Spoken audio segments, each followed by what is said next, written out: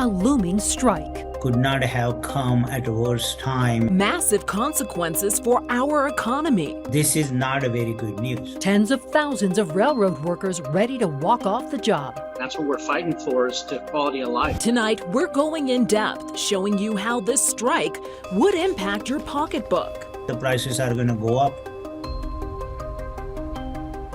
$2 billion. That's how much the Association of American Railroads warns the U.S. economy will lose each day if an estimated 60,000 railroad workers walk off the job. Tonight, railroad companies and unions have 24 hours to reach an agreement on a new labor deal to avert a costly strike. Workers are pushing for better working conditions and more sick time. They accuse rail companies of penalizing them for taking time off for medical reasons. And if you think this strike won't affect you, you're wrong. As Denver 7 CB Cotton found out, it will mean paying even more at the grocery store.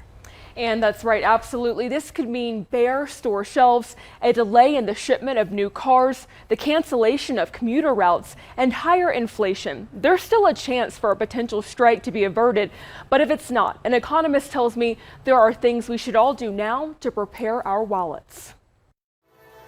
Commuter trains transport us. Freight trains transport our goods. But come Friday, some of both services could come to a halt if unionized conductors and engineers don't reach an agreement with railroad companies on working conditions and time off. This is not a very good news. MSU Denver economics professor Kishore Kulkarni saying the stoppage of freight trains could have some of the most far-reaching impacts, disrupting the shipping of retail products like produce and meat. The shipment of manufacturing components could also be impacted. The railroads have already announced plans to stop shipping refrigerated items ahead of the strike deadline.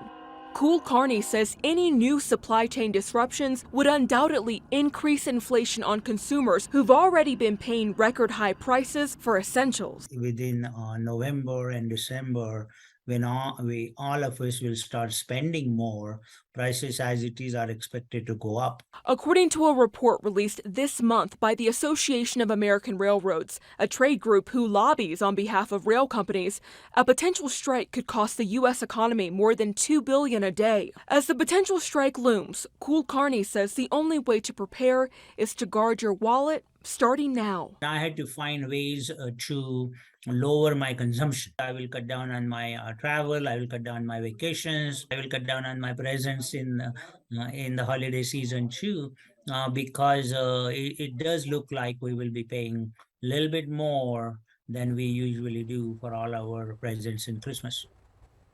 And as of right now, 9 unions have reached tentative agreements. Ongoing negotiations with 2 holdouts could lead to a strike just after 10 p.m. tomorrow, our time. Jessica? Thank you, CB. And going further in depth tonight, Amtrak has preemptively suspended long-distance routes ahead of the strike.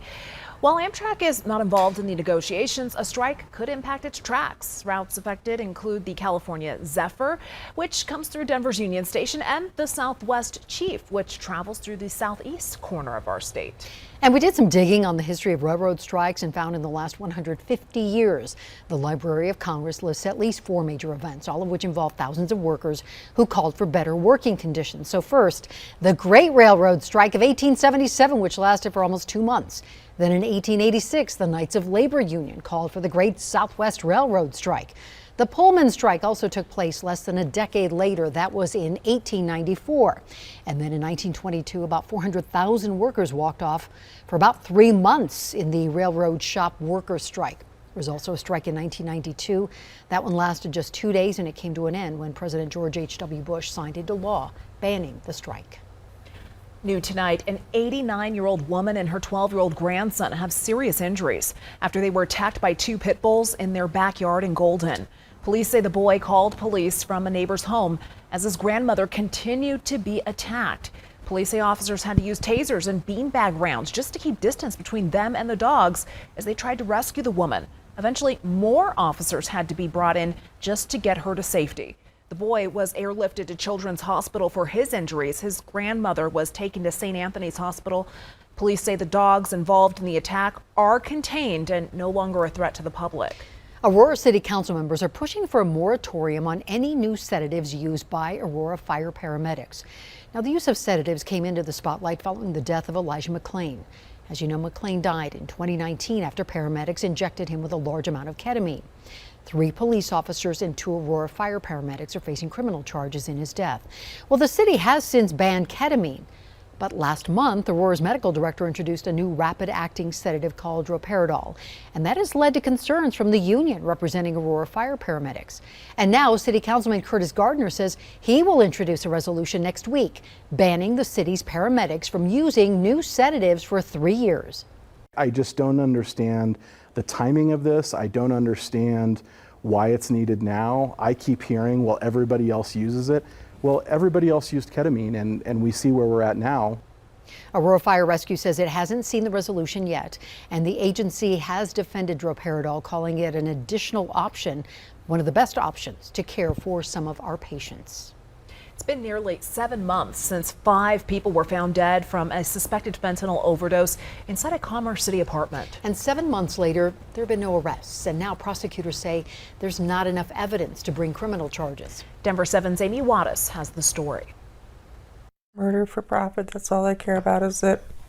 Money, you know. Earlier this year, through tears, Debbie Garcia spoke about the drug dealers who sold the deadly fentanyl that took her daughter's life. Murderers, she called them. It was a horrific, shocking night. Karina Rodriguez was one of 5 people found dead in a Commerce City apartment, all of them taking cocaine, unaware it was laced with fentanyl. We do not have the evidence to charge anyone, either at the state or federal level. And now, close to 7 months later, these words from the Adams County District Attorney. The drug dealers will likely never face charges. DA Brian Mason says his team worked tirelessly to try and solve the tragic case. They even had extra help from Merrick Garland and the Department of Justice. But he says the team just doesn't have the evidence to bring charges. Mason says the evidence strongly shows the victims did not know they were taking drugs laced with fentanyl, enough to kill them almost instantly. In order for us to charge someone with these deaths,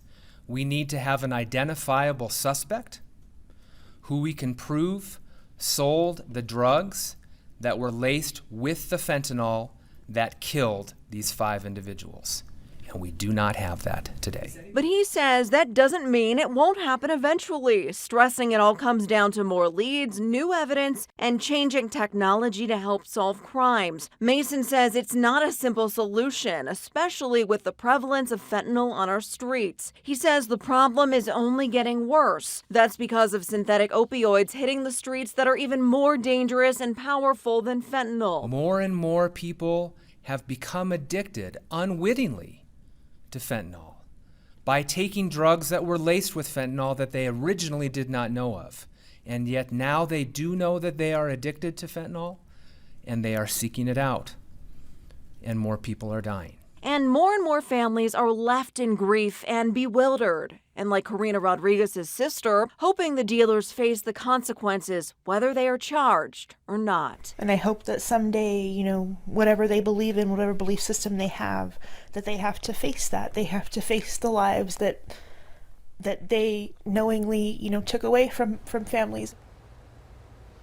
And DA Mason says he personally spoke with all the families involved in this case and stresses the case isn't closed just yet. He says his team will continue to do what it can to get justice for the 5 victims.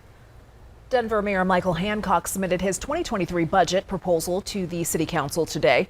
The budget includes $36.5 million to expand behavioral health services for youths and young adults. It also has money for a public health hotspot program. It will be similar to the public safety hotspot program to concentrate efforts in areas seeing high rates of overdoses, homeless camps, and violence. We also want to make investments in telehealth and other mobile integrated approaches to care and treatment delivery. We also want to bolster the city's substance misuse response.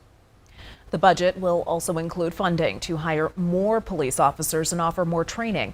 City Council will vote on the budget in November. And city leaders from across Colorado spent the day in Houston, Texas, gaining insight on how to approach homelessness.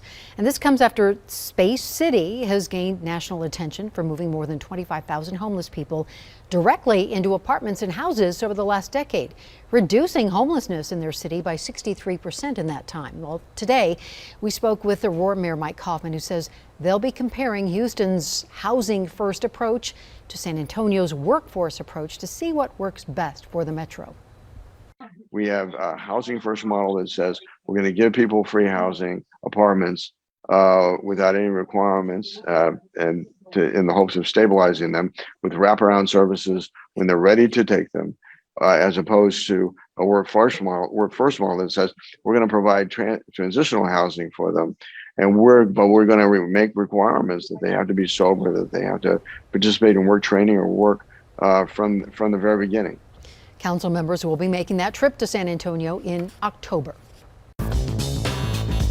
Locked out without answers. You click through their prompts, and then it kicks you out and tells you to log back in. Tonight, more Coloradans contacting Denver 7 as they try to regain access to their own Facebook accounts. Plus, a tough week gets even tougher for the Broncos. How long they'll be without one of their stars on defense.